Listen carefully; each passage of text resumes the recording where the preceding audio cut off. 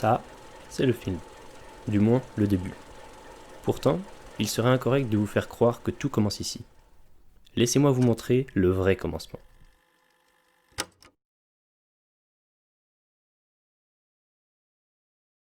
Comme ça, et là il le voit, et là il s'en va. Là il c'est vraiment mais non, mais oui, mais ça sera une poursuite parce qu'après, une fois que la vie c'est plus naturel. Bah ouais, mais pendant combien de temps? Non, non, non, mais pourquoi après on a narrativement et techniquement, c'est pas bon. On l'a déjà essayé, c'est pas bon. Ouais, mais je vois pas par rapport à dans une maison, faut qu'on avance là. On va pas les trois dernières secondes. Il y a pas de. Faut qu'on fasse quelque chose, hein. Je te laisse faire. Bon, s'il vous plaît, tout le monde. Alors, on en était rendu à l'ouverture de la scène de la rencontre, là. Yann, t'avais une idée? Donc si on se base sur l'architecture de la maison où on va tourner, en fait, faudrait des personnages à l'intérieur et donc faudrait une ambiance dans le style Le Lauréat, avec des stores fermés et une lumière artificielle. Faut qu'il y ait la lumière du jour à passer à travers les fenêtres. Même si c'est quelques vaisseaux, ça dynamiserait la scène. Bah non, je pense pas. Parce que clairement, le but de la scène, une rencontre secrète. Si c'est secret, l'absence de lumière, ça pourrait dynamiser la scène et ça pourrait être bénéfique. Donc on valide l'absence de lumière du jour. Oui, en ce qui concerne la porte de la chambre, est-ce qu'elle est ouverte dès le début ou pas? Je pense que ce serait une bonne idée. Bon, je suis scénariste. Et je pense que vraiment, là, avec ton idée, on sort du registre. Le registre du secret, le registre du confidentiel. Et je pense qu'effectivement, une porte fermée, ça pourrait aider à structurer la situation. Ça pourrait aider au côté confidentiel et exclusif. Tu comprends?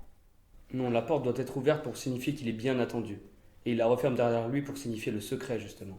On pourrait même dire qu'il ferme la porte au monde extérieur. Je serais intransigeant là-dessus. Je suis d'accord pour que la porte soit ouverte au début. Moi aussi. Bon, très bien, dernière chose sur cette scène, il y avait la question de quelle veste porte Alexandre. Du coup, on avait le choix entre le coupe-vent bleu et le blouson beige. Le blouson beige est mieux, ça rend mieux à la caméra. Mais non, mais le blouson bleu, c'est mieux. Bon, bah ça va. C'est sûr. Je verrai pas. Artistiquement, avec le blouson blanc. Parce qu'on le voit mieux.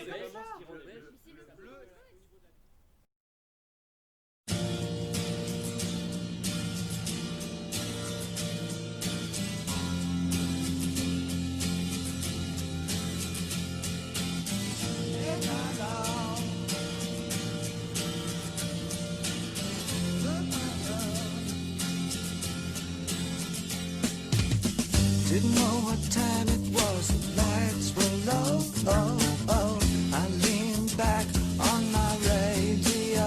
Oh, oh, some cat was laying down some rock and roll, like a soul said. Then the loud sound, it seemed to fade. Came back like a slow voice on a wave of fade. That was no DJ, that was hazy cosmic jive. There's a starman waiting in the sky. He'd like to come and meet us, but he thinks he'd blow our minds. There's a starman waiting in the sky. He's told us not to blow it, 'cause he knows it's all worthwhile. He told me, let the children use it, let the children use it, let all the children do get.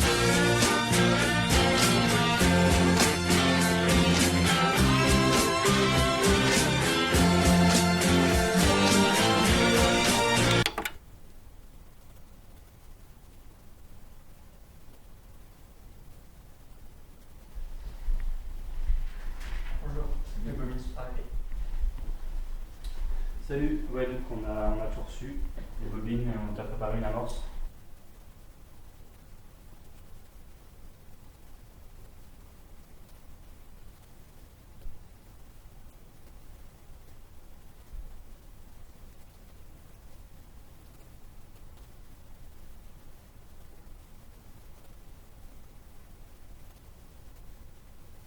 C'est pas du feu. Ouais, si, vas-y, c'est bon.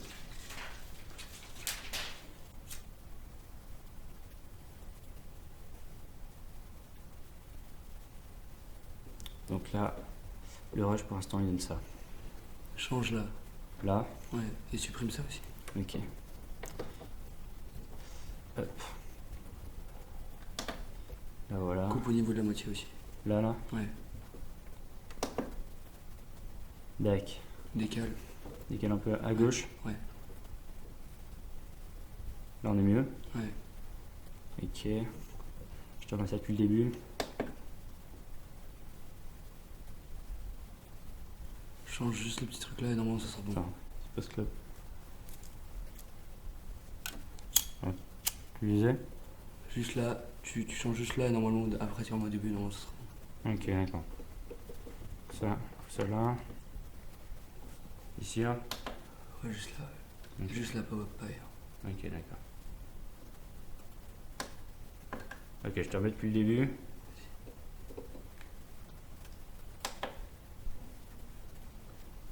Hop, voilà.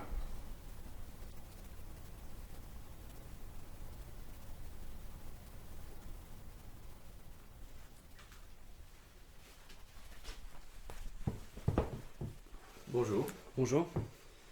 Vous avez réalisé un court-métrage qui est favori en compétition et vous êtes considéré par beaucoup comme un prodige. Qu'est-ce que cela vous fait d'avoir du succès si tôt? Vous savez, je suis la personne la moins à même de mesurer le succès que rencontre le film. Comme j'ai vécu la création de l'intérieur, je ne peux pas être objectif sur le futur. Pour l'instant, je garde la tête froide et j'essaie de me concentrer sur le présent. Vous avez été décrit par vos acteurs et vos techniciens comme un réalisateur, je cite, autoritaire et surdoué. Est-ce que vous trouvez que ces mots vous caractérisent bien? Je vais vous répondre la même chose. Ce n'est pas à moi de juger si je suis surdoué ou même autoritaire. Tout ce que je sais, c'est que j'ai fait mon travail d'artiste et que je ne dois pas être jugé que sur mon œuvre. Et je vous rappelle que c'est collectivement que nous avons réussi à mener ce projet à terme. Pourtant, Et vous avez la réputation de travailler seul et d'être un farouche défenseur de l'hégémonie du metteur en scène au cinéma. vous écoutez les rumeurs sans fondement.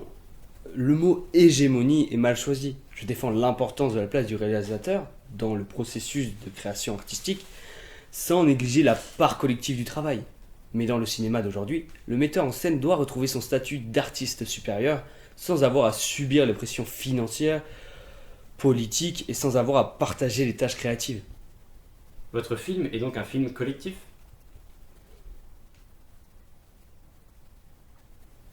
C'est un film qui, comme tous les films, a nécessité l'intervention de plusieurs techniciens et artistes. Les fonctions artistiques ont été assurées par le scénariste, les acteurs, le compositeur de la musique et moi-même, et les fonctions techniques par tous les techniciens de l'image, du son et du montage. C'est donc un fonctionnement collectif autour d'un noyau d'artistes. Alors, comment définiriez-vous votre rôle de metteur en scène au sein de cette équipe? J'ai un rôle à la fois de coordination et de chef d'orchestre pendant le tournage. En plus d'organiser les choses très minutieusement, je dois gérer la cohérence artistique du projet. C'est pour ça que j'ai un rôle central dans la fabrication des images, du son qui feront le film. Vous vous considérez donc comme le seul maître à bord lors du tournage?